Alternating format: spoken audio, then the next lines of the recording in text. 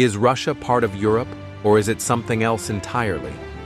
For centuries, this question has haunted scholars, diplomats, and even Russians themselves. Geographically, the answer looks simple. The Ural Mountains mark the boundary, placing Moscow and St. Petersburg firmly in Europe. But culture, religion, and politics tell a far more complicated story. From the fall of Byzantium to the reign of Peter the Great, from Napoleon's wars to the World Wars, Russia's identity has shifted like a tide between East and West. Tonight, we explore the great mystery of Russia's place in the world. When did the divide between Russia and Europe emerge, and why has it never gone away? The geography of two worlds. Russia is vast. Stretching from the Baltic to the Pacific, it covers 1/6 of the Earth's land surface. But size creates ambiguity. For centuries, ancient geographers struggled to draw a line between Europe and Asia. Herodotus, the Greek historian, wasn't sure. Later, Enlightenment geographers settled on the Ural Mountains as a symbolic dividing line. But to live in Russia was to live in two worlds: the forests and plains that connected to Poland and Germany to the west, and the endless steppes that opened toward the Mongols, Persians, and Chinese to the east. Russia's geography made it both European and Asiatic, and this duality would define its history. The Schism of Faith. In the year 988, Prince Vladimir of Kiev converted to Christianity, not from Rome, but from Constantinople. The choice bound Russia to the Eastern Orthodox tradition. At first, this didn't mean total separation, but in 1054, the Great Schism split Christendom into two halves, the Catholic West and the Orthodox East. Suddenly, Russia was placed on the other side of Europe's Great Divide. While Western Europe built cathedrals in the Gothic style and debated theology in Paris and Rome, Russia looked south to Byzantium for its religious authority. When Western Crusaders sacked Constantinople in 1204, Russians did not see fellow Christians, they saw betrayers. This religious rift planted the seeds of a lasting divide, the Mongol yoke. If religion separated Russia spiritually, the Mongols isolated it politically. In 1240, Batu Khan's armies swept across the steppes, destroying Kiev and subjugating the Russian principalities. For 2 centuries, Russia lived under Mongol domination, paying tribute to the Golden Horde.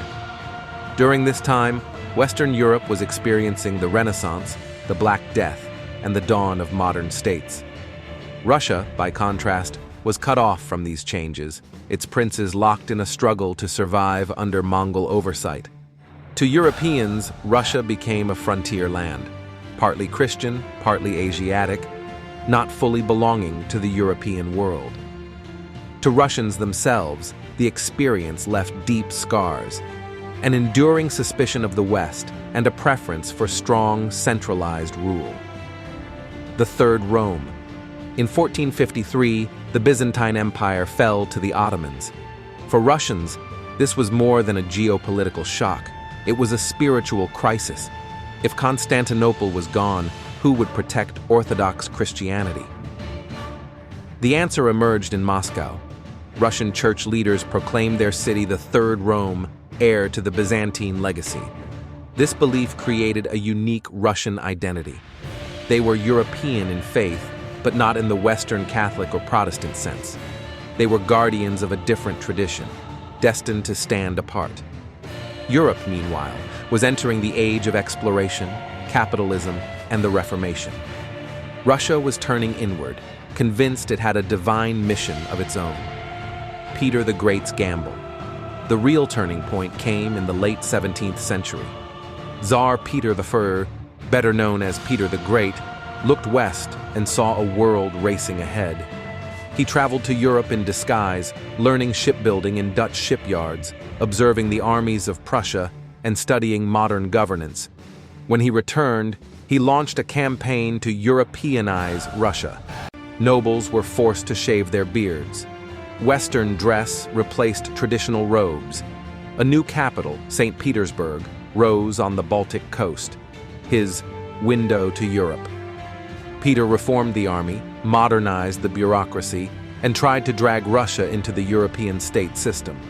Yet for all his efforts, Western Europeans remained skeptical. To them, Russia's European face was only skin deep. Beneath the wigs and uniforms, they saw an autocratic, Asiatic state, Russia and the concert of Europe. By the 19th century, Russia was undeniably a European power. It fought Napoleon, stood in the Congress of Vienna, and became part of the concert of Europe, the balance of power system that defined the century. Yet doubts persisted. Russian serfdom lasted until 1861, long after slavery had been abolished in much of Europe. Its vast, centralized state felt alien compared to the constitutional monarchies and republics of the West. Internally, Russian intellectuals split into two camps. Westernizers, who argued that Russia must embrace European science, industry, and liberal reforms. Slavophiles, who insisted Russia had a unique destiny, rooted in orthodoxy and peasant communal traditions. This internal debate highlighted the fundamental tension. Was Russia simply a backward European state, or was it a civilization of its own? On the eve of the World Wars. By 1900, Russia straddled both worlds more than ever. Its writers, Tolstoy, Dostoevsky, Chekhov, were read across Europe, shaping global literature. Its composers, Tchaikovsky, Stravinsky, stood beside Beethoven and Wagner in the concert halls.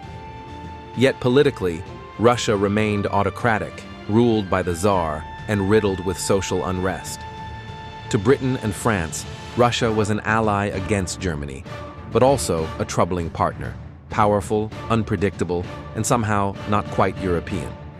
By the outbreak of World War I, Russia was both inside and outside Europe's system, a member of the Entente, but still viewed with suspicion as a different kind of power. Conclusion: the perpetual question.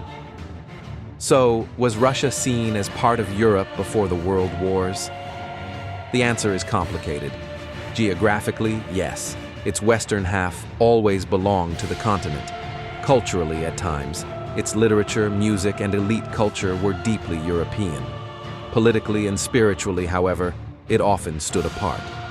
The divide began early, with the religious schism of 1054, deepened with the Mongol conquest, and was never fully resolved by Peter the Great's reforms.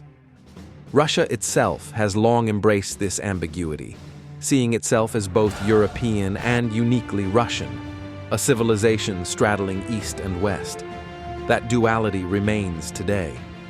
Russia is Europe's neighbor, its competitor, sometimes its ally, but never fully, unambiguously part of Europe.